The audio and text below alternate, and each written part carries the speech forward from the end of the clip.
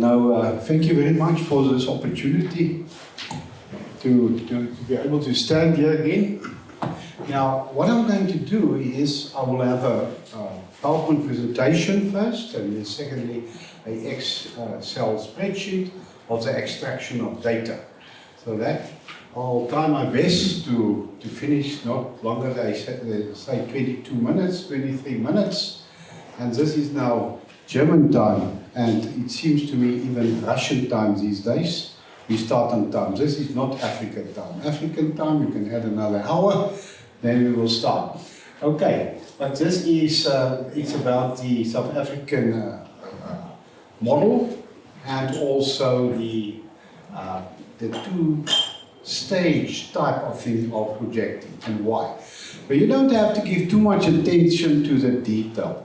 Just look more at the trends in things. Is it okay? Right then. Now I actually need probably this. Now the first thing, this is my colleague, which is taking part of this. And as you can see, she's also from Africa. Next one. What is the difference? What are we trying to do? What do I try to do? Is to have two models. Two models. The one is a standard informed type of model. This one was done by Clopper himself. He came to South Africa and he helped us there. So this is, I've made a few changes, but to be quite honest with you, this is still in work. Then the other one is a disaggregated system. Very much disaggregate, and the reason for that is people would like to have detailed forecast. It don't help that you say, my mining is growing at this. They want to know, is it gold? Is it diamonds? Is it gold? And so forth. So in the end of the day, you must be on a very detailed basis. Okay. So this is then this aggregation of the forecast of the Inforum model to a much more detailed one. So you blow it up. You try your best in the end of the day that things add up still, but it's definitely that.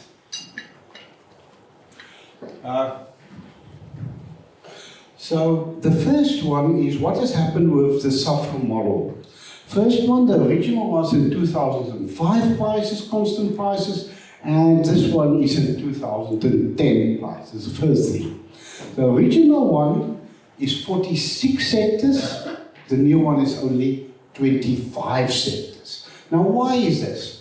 When you're sitting with a small country and your figures and your country is not that stable, you can easily run that the imports is getting so high, or your forecast, then your production is getting negative.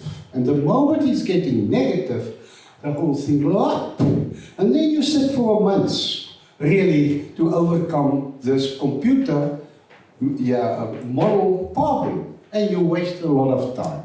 So I've decided, right or wrong, I'm going to change it so that I sit with bigger sectors, that this will not happen that quickly. So it makes it easier. You know, we forecast over 31 years ahead. And this is a long time. So the client wants to see this type of forecasts. So where the reduction took place in the manufacturing sector. The rest of the model might be still the same, but we make there a change. Okay, I've already explained why it is. Now, how do I go from the one to the other? I'm not going to say anything more about this standard model. The standard model, as I said, is developed by Clopper himself. And yeah, I think that was a good piece of work. So I know. Now, what are we doing then? Is the first item is you start from scratch. You build the input-output table for your base year, 2018 in this case. So you'll have to take all types of figures and you get to an input-output table, or we call it the base. Now you've got a lot of problems because you also need detailed data. You must, for instance, our input-output table in South Africa has got only 2 or 3 mining commodities. We split it in about 20 or 25 mining. Agriculture is 1. In the end of the day, we split it in much more. Okay, and then the second stage is then to develop what we call, actually that's the first stage, is a NAM, National Accounts Matrix. Then we're calculating the final domestic demand components, and we split it up into commodities, then the imports and export, and in the end, by building the input-output table, we use a Rust method, which is also, some people think this is now a black box, but unfortunately I haven't got any other way to do it, and that's a way to do it. So in the end of the day, you sit with a full input-output table on the detail that you need, and that's about 114 sectors. Okay, now just to give you an idea on the imports and exports, so you have to do it for, in this whole process, you need production on a commodity basis, you need your imports on a commodity basis, exports, you've got your final demand, which you actually divided or apportion it according to a fixed structure to sort of to work it, in the end to the commodities that you would like to deal. There's 32 agriculture products, 26 and 32 mining commodities, like iron ore, coal, magnetite, and agricultural things like grapes, and all this type of things, right? Manufacturing with 40 commodities, services, 11 sectors, and in the end, you've got a full blast input-output table, your base year that you now can start forecasting. Okay. So the second phase is in the forecast of the final demand components, and that's where I use my Inforum model. We run the Inforum model, and then in the end we get figures for your private consumption expenditure, the investment, exports and imports. You will see how we deal with that, a little bit different. So that is just, as I said, I'm not going to waste your time that you look too much at the data, but there is now first of the durables. Over the first period, 2.9% growth, second period about 6%, 2.5%, long-term growth, 4.7%. In the end, we use 3 growth rates. We call it a likely, a low, and high. And the method that we also actually line, it's not all coming from the Inforum model. What we do is to get a high and a low. We're doing some econometrics, some regressions, and then we use actually the standard deviation of that specific series to get you to see over the historic period what is the difference between your upper and your lower limit in your forecasting. So this is not really a new scenario, it's just a new outcome. It's an outcome with the same sort of assumptions, but with a higher and a lower outcome. Now we did the same with semi-goods, semi-durables. We did the same with non-durables. Now, just when we have the Inforum model is not have only one function for durables. Durables is split, might be in 5 or 6 different commodities, and the Inforum model is running on the larger commodities, and then it's just for purposes of presentation, it's added back to semi-durables, non-durables, and so forth. There's your services, services growth, and also what we then there's general government over time. Now, if you're looking at our general government, then you will say there's no problems in South Africa. I mean, the growth, the historic growth of general government is very much in line with, with the rest of the economy. But that's not the case. Why not?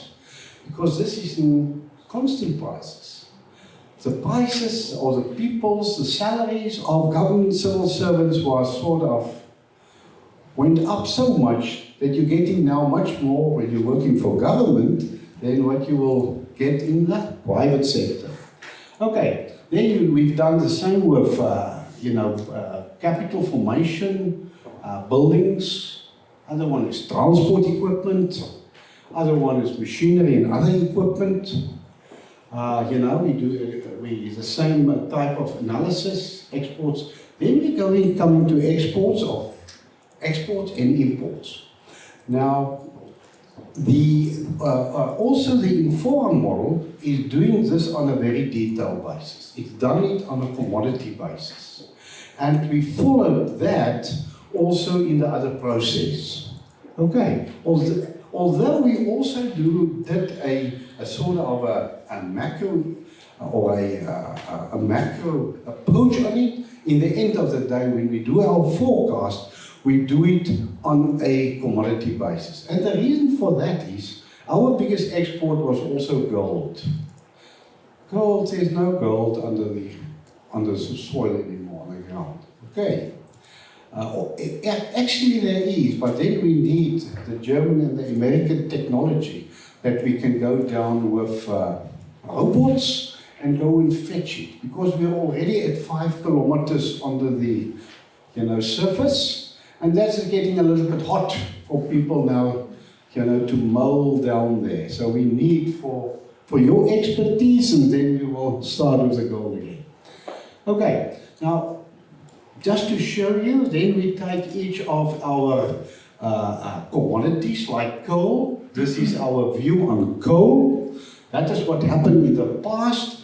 And then you will see there we forecast actually now exports more again, very little bit for coal. That's the next thing I would like to say. It's good and well to use models like the Inforum model. But unfortunately, small countries is working on small things, and it can easily change. And the history can't really forecast that.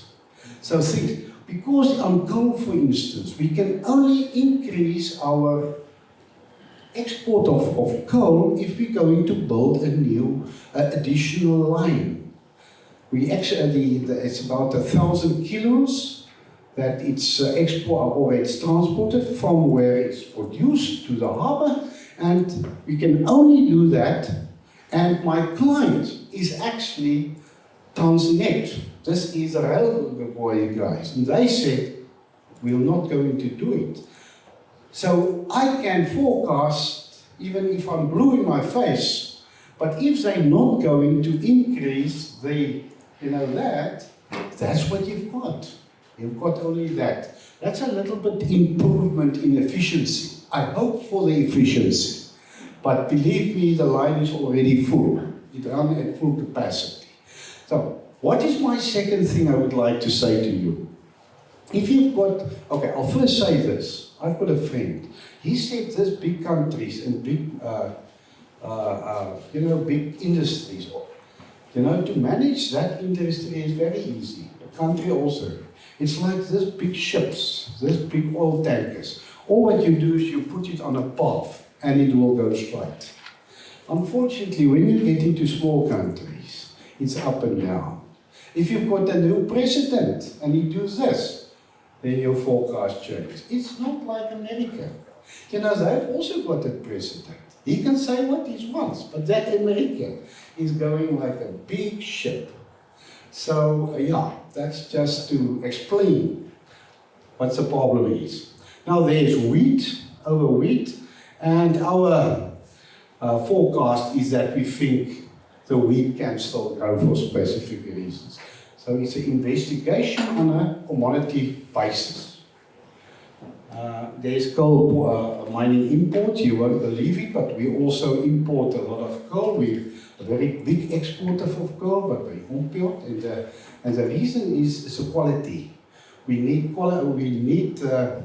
coal for our, for making steel, a little bit of steel that's left and so on, so we need to import. Except, I don't know, some people of you was with me at the Kruger National Park. There we've got high quality steel, coal, but it's in the park, and I wonder how will we be able to to explore that. Okay, now to do the forecast, that is sort of our long-term forecast of the population. Now our own population, the official forecast is between 0.5 and 1% a year. And the reason for that is still health reason. People die at a very early age. But now, how do we get to the other 1%? And that's people that enter our borders from other areas and so forth. Now I'm not going through it too much, but that is sort of our assumptions over the longer term. On inflation, things like that. And we also use the IMF forecast and the World Bank forecast, all that type of things. There's actually one that I would like to show to you, and this is our exchange rate. Our exchange rate.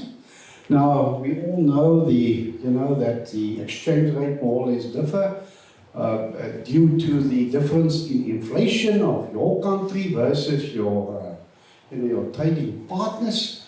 But over time, our developing countries, emerging markets, is devaluating faster, and the only reason that is to keep up with new productivity efficiencies that happen in our trading partners, and the only way that we can really still be on par is then to let our exchange rate slowly over time, depreciation faster as the buying parity theory. Okay, we don't do it, we are forced to do it. It automatically happens. So there's no decision to it. We're a very open economy, open way of putting rules together. So it's that happen. Now let me see then what is the results. What are we happening here? Now the first thing is, what do you see here? A very interesting thing. Man, this is now interesting. We have followed, right, let me go and show it to you. We followed the trend of the world very nicely, up till that point. And suddenly, there's a gap of about 2 percentage points between our growth and this. Now, I don't go to tell you why. You can think why it is like that. Why we had that gap. That has nothing to do with the economy of South Africa. It's still the same as what it was, but also we had our problems. Okay, let's go on. So, now what is our forecast? Our forecast is sort of that we will have for this year 0.7. Okay? It can next year sorry, where am I now? Sorry, yeah. Likely, where? No, likely 0.7. Yeah. No, I think there's something wrong. No, man. Yeah, very low. I've got it likely is 0.7. Yeah, likely 0.7, high, nearly 1%, and if it's not going well, 0.5%. Now, to be quite honest with you, I work very closely with statistics, Department of Statistics. That can only be an error, man. It can be, to forecast 0.5%, you're not really doing anything. You waste your time. Because it can be, they haven't counted correctly. So it's not going well. However, over the long term, There is now a reason, and if we use our modeling systems, we can do 2.9. We can even go back to about 4%, which was always our growth rate. Due to our openness of our economy, we are the channel to Africa. I would do myself a lot of projects into Africa. My idea is that Africa will, one other stage, not only have elephants and rhinos and so on, they will also have steel factories for this guy that's doing it on steel. So maybe you can add a little bit there. So this is in that. Now, what we're also doing is we forecast, remember, we forecast in very detailed way, and that is the advantage of input-output analysis and also the Inforum systems, that we don't only talk about the national economy. In the end of the day, your forecasting of your commodities must add up to your total forecast. So if you can't say where it will happen, you'll have to adjust your total GDP or something, or your forecast of that. So that is a nice of input-output. So for the younger chaps, this is the way you must go. Make the detail. Go for the detail. Then you will be right.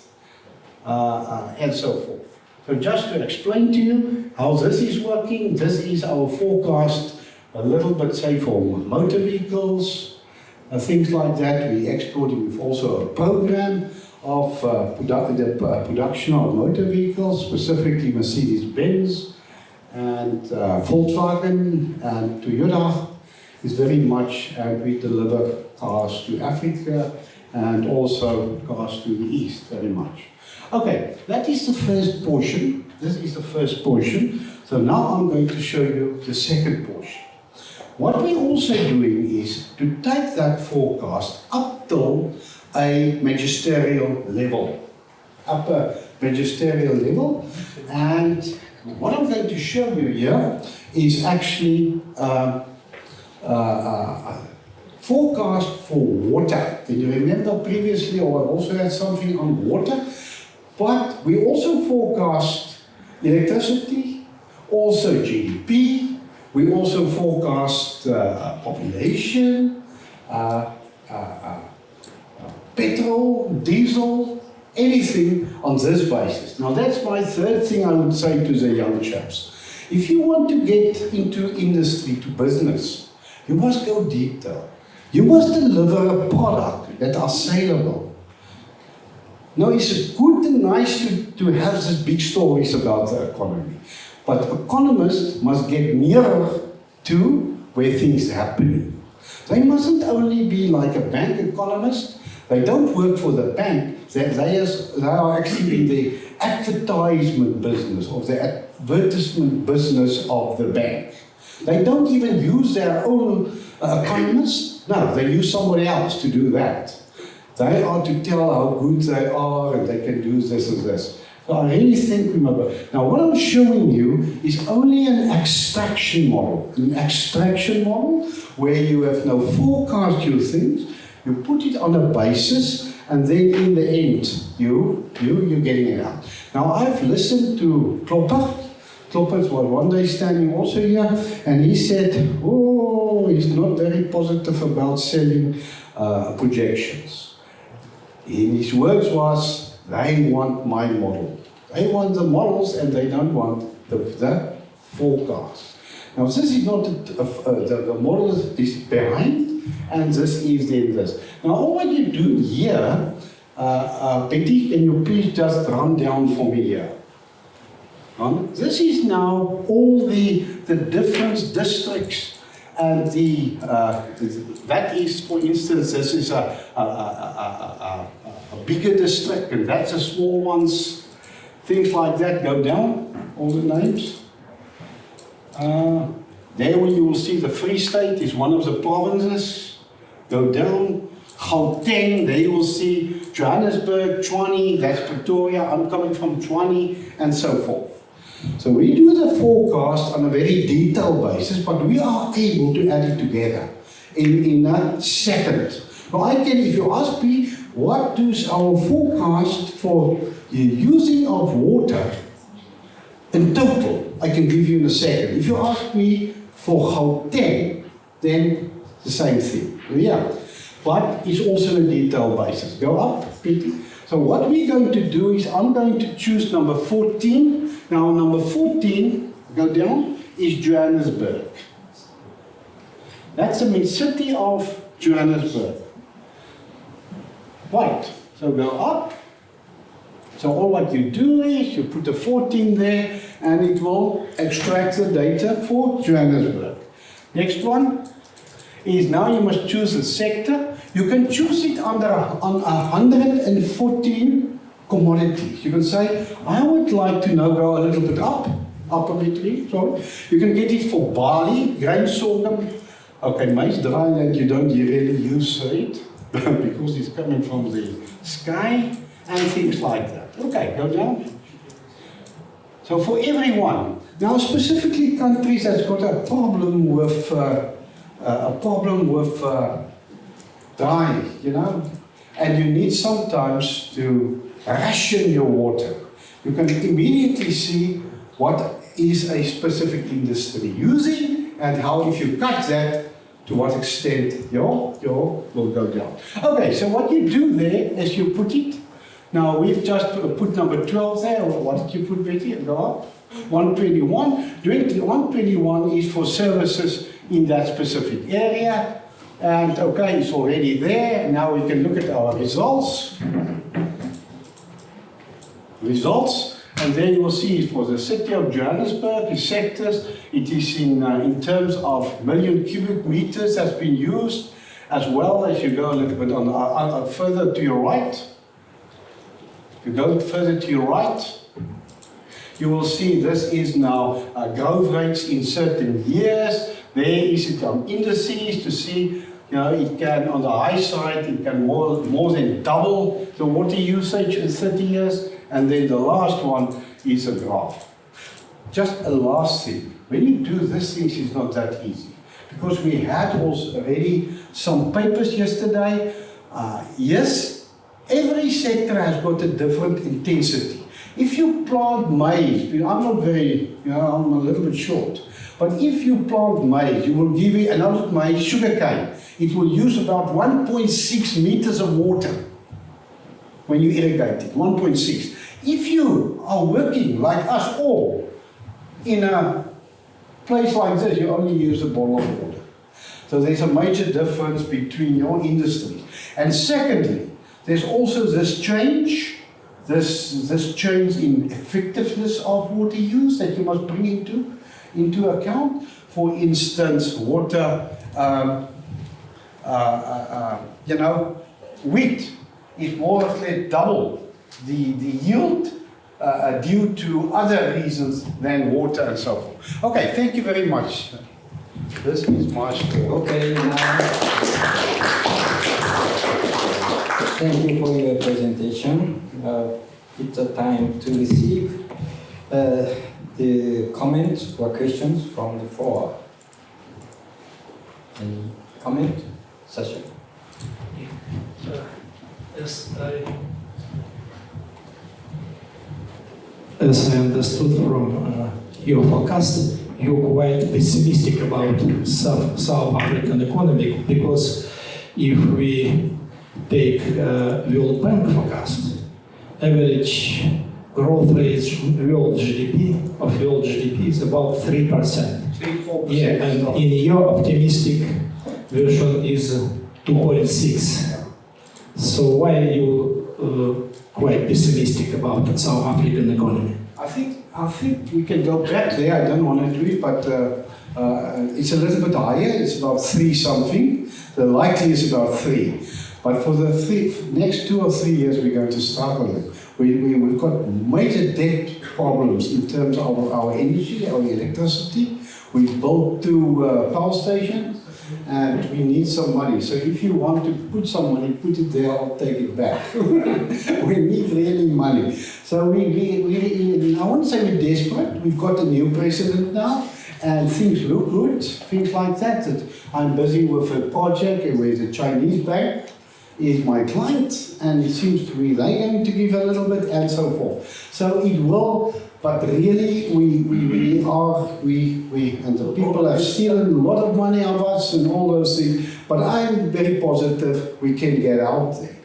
So we will. You have problem with electricity supply. Supplier. I see. Yeah, but not only that, that's now going, but a lot of people has got problems with they also would like that the land must be transferred without payments, things like that, which is sort of investors is very much worried about these things. I'm personally not that worried, things will come right, but as you can see, yeah, it's not. If you're looking at a last thing, and then I'll keep my mouth, is that there's a lot of gas and oil around South Africa, which our firm did on Mozambique and so on. Japan, where's Japan now? The idea is Japan would like to buy, they've already bought one of the fields, and in future that gas is straight going to Japan and things like that. And all that because of your leakage effects. There's only one place that money can land in, and that is in Johannesburg, in Sandton. So we hope, that developments happen. And also, I'm a little bit Patricia with his copper. I'm a little bit worried. I think the DRC, they can really get, their copper is much richer at this stage than in Chile. So we've got a lot of nice things. So hopefully, yeah, okay, but that's enough. Are there any questions or comments? So we should finish. Thank you. Thank you very much. So, it's the time.